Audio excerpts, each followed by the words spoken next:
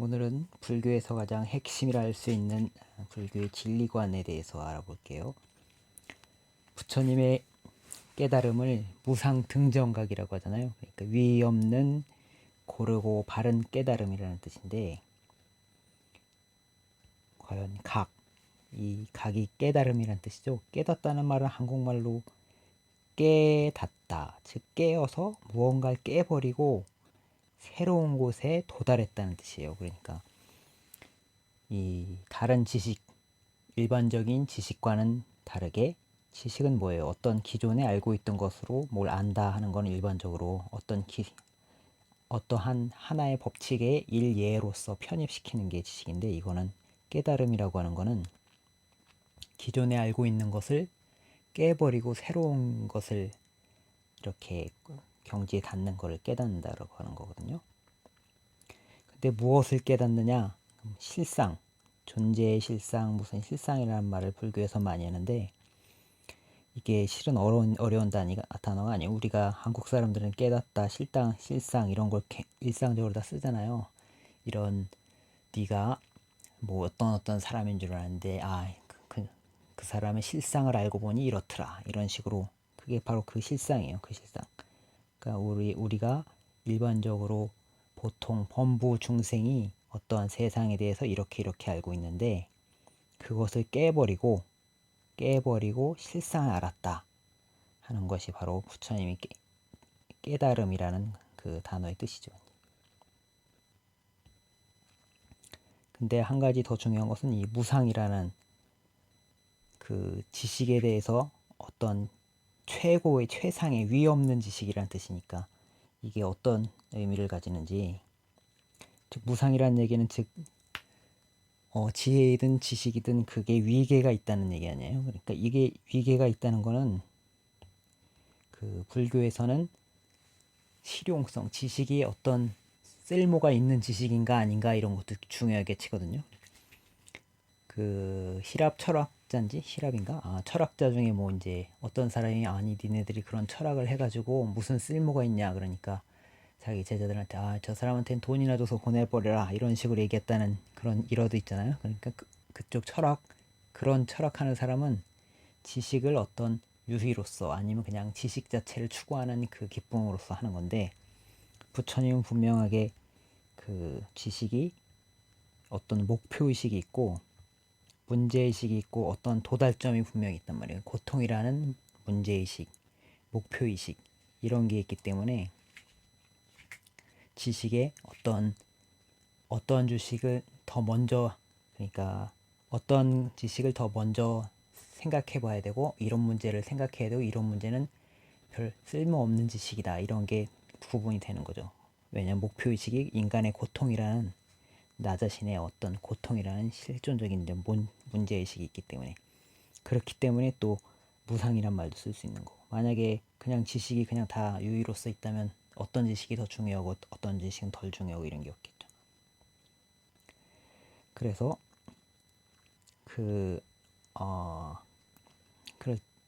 다른 지식도 있잖아요. 이를테면 뭐 물리학 같은 데서 뭐 통일장 이론이라든가 뭐 이런 것도 있을 수 있고, 아니 그런 건 뭐 그런 게 훨씬 더 어려운 거 아니냐, 그 고통의 문제를 해결하는 지식이 뭐 어려운 거냐, 뭐 이렇게 생각할 수도 있는데, 뭐가 어려운지는 저도 잘 모르겠고, 그 통일장 이론을 발견하는 게 어려울 수도 있는데, 아무리 그게 더 어렵다고 해도 그게 최상의 지식은 되지 못한다. 왜냐하면 인간의 가장 근본적인 문제를 해결하는 게 아니기 때문에. 근본적인 문제를 해결했을 경우에, 이 근본적인 문제를 해결했기 때문에 이 부처님의 깨달음을 무상등정각이라고 얘기할 수 있는.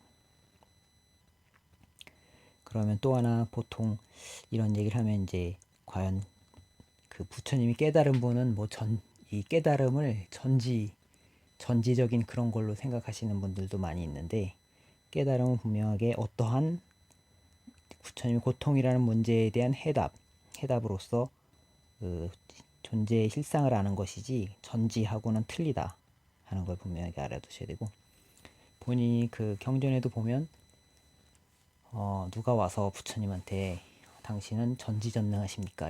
전능이 아니라 전지하십니까? 이런 걸 물어봤어요. 그러니까 그 당시에 전지에 대해서 두 가지의 전지가 있다고 생각을 했는데 사람들이 하나는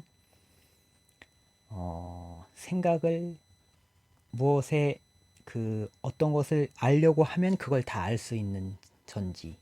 그러니까 또 한 가지는 알려고 안 해도 항상 모든 걸 다 알고 있는 전지. 두 가지 전지가 있다고 생각했는데 물어보기를 뭐 당신은 항상 다 알고 있느냐 아니면은 알려고 하면 다 아느냐 뭐 이런 식으로 물어봤는데 부처님께서는 그때 답을 어떻게 하셨냐면 나는 알 만큼 안다.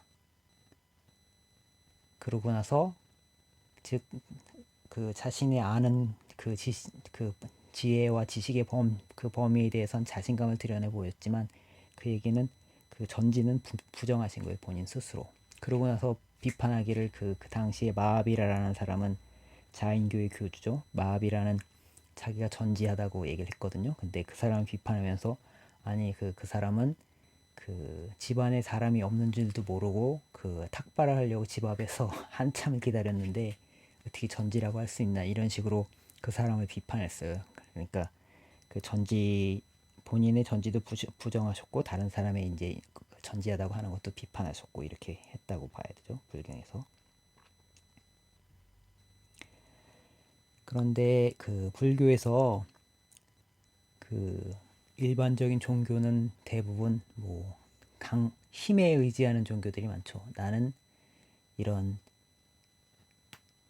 걸 해줄 수 있다. 너희들에게 뭐 뭘 줄 수 있다. 뭐 영생을 줄 수 있다. 아니면 행복을 줄 수 있다. 아니면 뭘 할 수 있다 하고 하는데 진리가 무엇이다 하고 이렇게 얘기하는 종교는 거의 없어요. 제가 알기로는 거의 없는 걸로 알고 있는데 근데 불교는 진리를 이렇게 어쨌든 뭐 그게 말이기 때문에 달을 가리키는 손가락일 뿐이다라고 할 수도 있지만 어쨌든 간에 그런 식으로라도 말로 이렇게 해놓은 게 있다. 그런 게 굉장히 다른 종교엔 드물고 희귀한 일이다.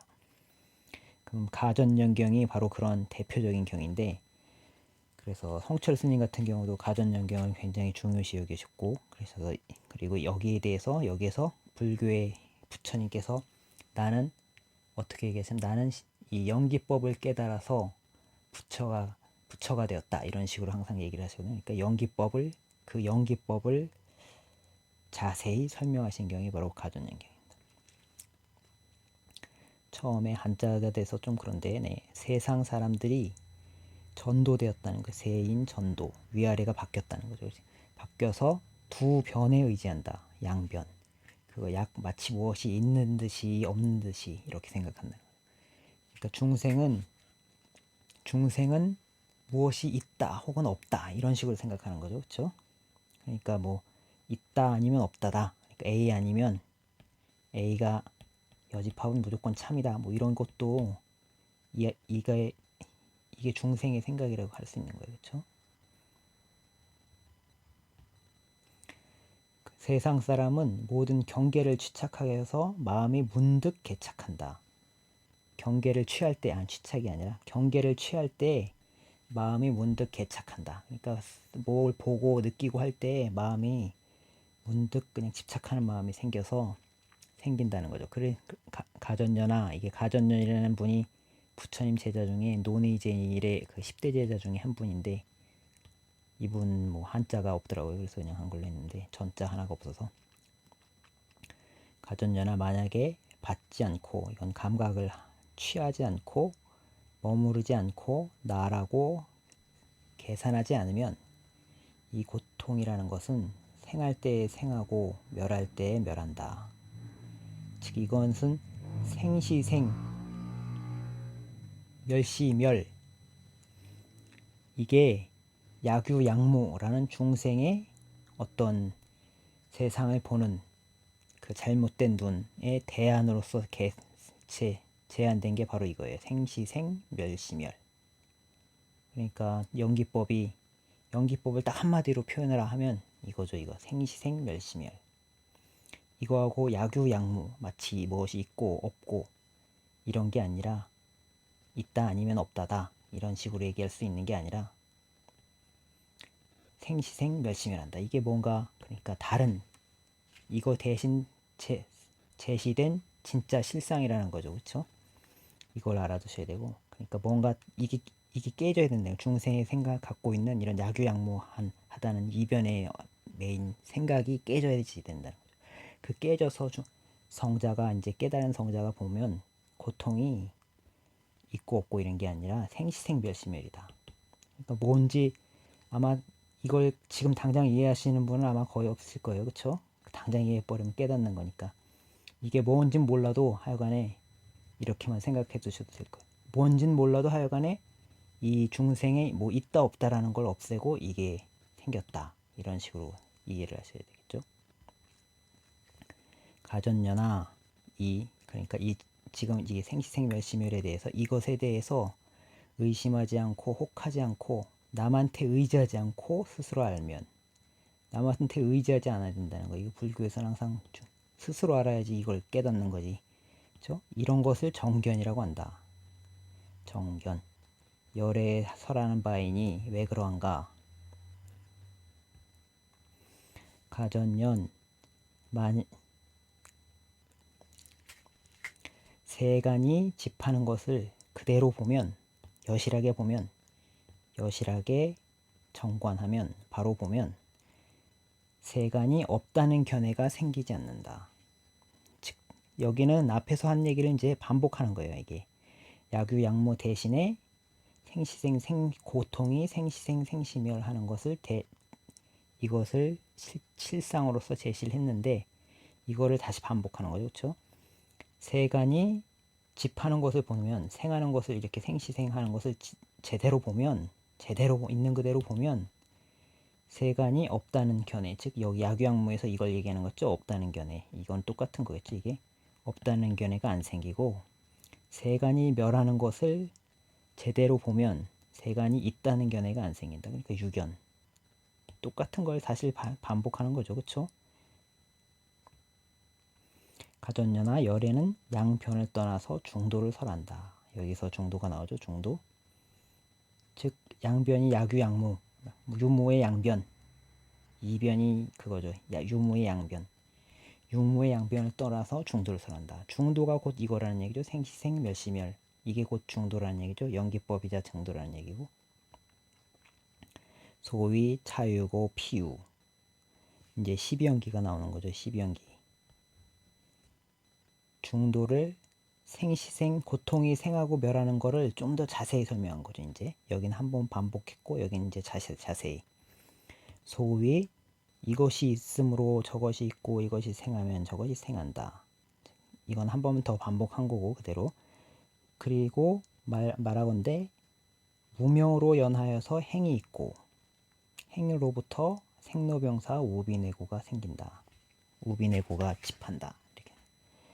무명과 행이 났죠. 그리고 고통의 생로병사 우비내고가 고통이에요. 그렇죠? 이 고는 생시생멸시멸인데 이걸 어떻게 얘기하냐면 생시생 하는데 이렇게만 이해해도 되지만 더 자세하게 이렇게 그걸 보면 무명으로 인해서 지음이 있고 행이 있고 행으로부터 고통, 생로병사 우비내고가 생긴다.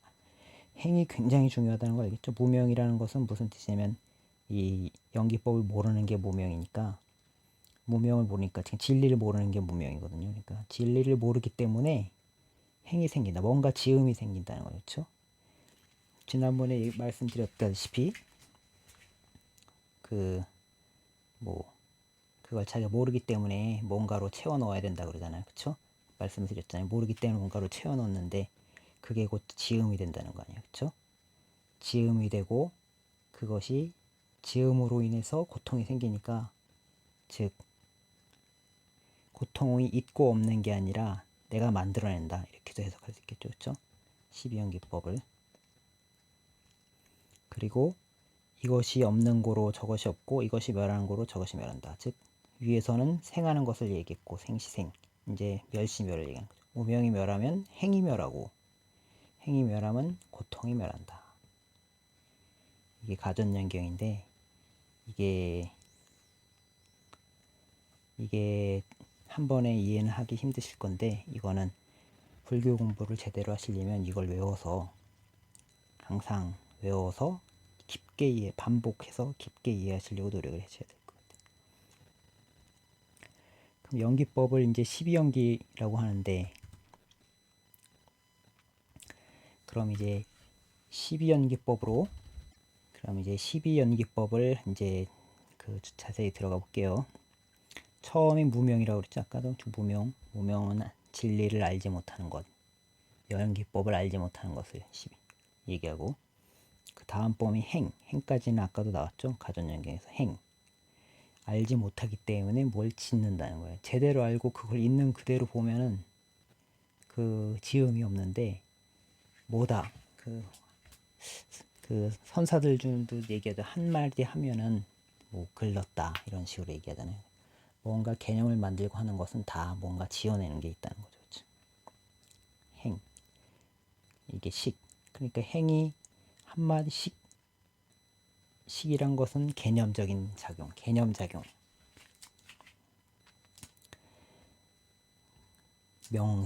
명색은 말씀드렸다시피 모양과 이름인데, 일종의 저는 범주적인 것, 그쵸? 범주적인 거로 말씀을 드렸죠. 식과 명색은 짝이 되잖아요. 그쵸? 식이 개념작용의 대상이 명색이잖아요. 그쵸?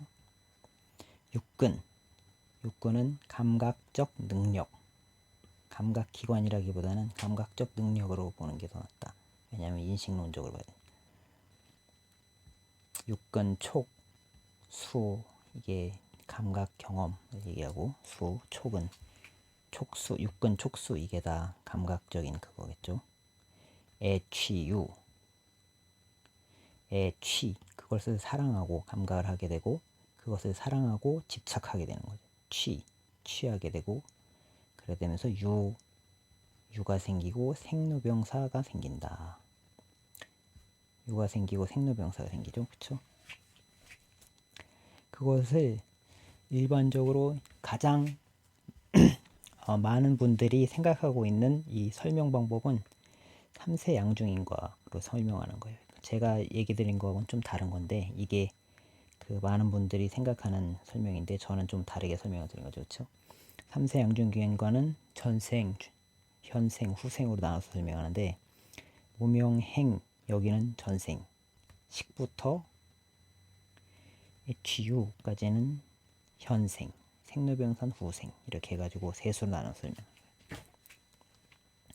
그렇기 때문에 여기서는 행을, 전생의 업을 지으면 식이라는 어떤 게 생긴다는 거, 의식적인 뭐 그런 게 생긴다는 거죠. 식이 생기고 명색이라는 뱃속에 있는 애기, 이게 그러니까 약간 실체적으로 해석을 하게 돼요. 삼세 양중인과로 설명을 하면, 식이라는 건 뭐 식이라는 것은 의식, 그리고 명색은 뱃속에 있는 어떤 아기가 태아의 뱃속에 있는 그런 걸로 해석을 하게 되고, 육근은 6가지 감각기관을 해석을 하게 되고, 이거는 태아에서 식이 탁태해서, 몸에 탁태해서 이제 육근이 생기고, 그 다음에 촉 감각을 하게 되고, 이제 집착을 하게 되고, 그 다음에 유는 이 존재로 해석을 하게 되죠. 존재. 삼세양중인 것은 존재라는 유가 어떤 유를 얘기하냐면, 그러니까 세규, 무세규, 뭐 그냥 욕계의 존재, 색계의 존재, 무색계의 존재, 이렇게 해석을 하게 되는 거죠. 그리고 생로병사, 다음 생에 태어나고 노병사하게 된다, 이런 식으로 해석을 했는데, 제가 해석을 드리는 거는 그게 아니라 어떤 식으로 해석하냐면, 이걸 다 오온으로 봐야 된다. 부처님께서 분명히 실체적인 해석을 안 하셨을 것이다. 그리고 만약에 진짜로 이게 3생에 걸친 일이었다면, 제가 생각할 때는 3생에 걸치는 일이다 라고 부처님께서 얘기를 하셨겠죠. 그게 굉장히, 제 생각엔 그렇게 생각하는 게 굉장히 상식적인 것 같은데, 왜냐면 이걸 왜 3생에 걸친 일이면 3생에 걸친 일이라고 얘기를 하시지 왜 얘기를 안 했겠어요. 그러니까 제가 볼 때는 3생에 걸친 일이 아니라, 인식작용을, 순식간에 일어나는 인식작용을 이렇게 쫙 설명해 놓은 게 아닌가. 그리고 이것을 그렇기 때문에 오온으로 분류할 수 있다. 제가 볼 때는 행은 당연히 행으로 돌아가고, 명색은 식으로 들어가고, 육근, 촉수, 여기는 수, 색수, 상 이걸로 들어가겠죠. 수. 여긴 행, 식. 그리고 애취 이것도 행이 되겠죠. 행. 유 생로병사도 유. 유는 있다라는 개념. 이것도 개념적인 걸로 봐서 식으로 봐야 되겠죠. 이것도 식.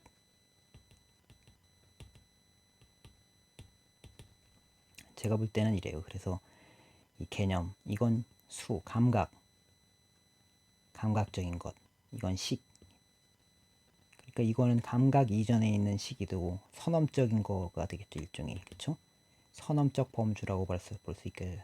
뭐 칸트 같은 거에 비유를 하자면 선엄적인 그런 범주고, 이거는 후험적으로 행이 생기고 후험적인 범주. 여기는 후험적인 개념들. 선험적인 개념, 후험적인 개념. 여긴 감각. 행은 항상 어떤 개념이 생길 때는 항상 행이 들어가는 거죠. 그렇죠? 봐요.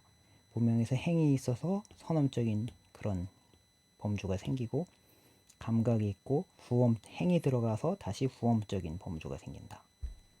이렇게 해석을 할 수 있겠다. 제가 보면. 이건 뭐 제 생각이긴 한데, 왜냐하면 삼생양중인과로 해석을 하면 실체적으로 해석을 해야 되고, 3세로 나눈다는 게 부처님이 그렇게 설명 안 했을 것 같다. 제 생각은 그래요. 그럼 화두라는 거 마지막으로, 그렇다면 화두는 어떤 위치를 차지할 수 있겠는가? 이런 깨달음이라는 거에 있어서 저는 화두도 굉장히 초기 불교하고 상통한다고 생각하는데, 우선 지금 여러분이 이제 가전연경도 읽어봤고 12연기도 얘기를 들어봤는데, 이거 이해를 보통 못 하잖아요. 그렇죠? 무슨 이해를 나는 이해한 것 같은데 그러면서 하는 얘기가 그냥 어떤 식으로 이해를 해요. 보통은 일반적으로 기존에 내가 알고 있던 것으로 편입을 하죠. 지금 이해를 했는데 뭔가 과거에 알고 있던 게 팍 깨지는 이런 느낌이 있으신 분이 있으면, 그거는 혹시 깨달은 게 아닐까 이런 식으로 생각해 볼 수도 있지만, 그런 게 없으면은 그거는 기존에 있던 걸로 편입했다는 거예요. 과거에, 그러니까 예전에 알고 있던 나의 이런 논리 체계 속에서 지금 이제 그 12연기를 이렇게 어떻게 뭐 길을 이렇게 하나 내고 이렇게 내 가지고 이렇게 이런 식으로 이게 이거구나 이런 식으로 해 가지고 기존의 것을 편입해서 이해해 버린 거죠. 그렇죠? 그럼 그건 깨달은 게 아니잖아요. 그렇죠? 기존에 내가 알고 있는 그 내가 지금 갖고 있는 생각이 깨져 버려야 되는데 그게 아니기 때문에, 그러면 그런 경우에 그렇게 잘못 이해했어 한 경우에, 이런 경우에 제가 볼 때는 화두가 필요하다 이런 생각은. 즉 모르는 거를 그냥 어설프게 이해해 버렸을 때 내가 진짜 모른다는 걸 알려주는 거죠. 화두라는 게. 그러니까 그러니까 제가 볼 때는 화두도 깨침의 화두를 통해서 알아야 될 대상은 연기법이다. 제가 볼 때는 화두를 통해서 알아야 될 대상은 연기법이다. 그리고 불성이니 뭐 이런 단어들 있잖아요. 불성, 자성 뭐 이런 것들도 그런 걸 통해서도 일종의 그거는 그 예마다 다 틀린데, 그 보면 화두도 이게 어떤 부분을 불교의 어떤 사상적 면에서 어떤 부분을 터치하는 것인지 조금씩 다 약간 틀려요. 그리고 좀 깊은 화두가 있고 얕은 화두가 있고 그래요. 화두도. 그렇기 때문에.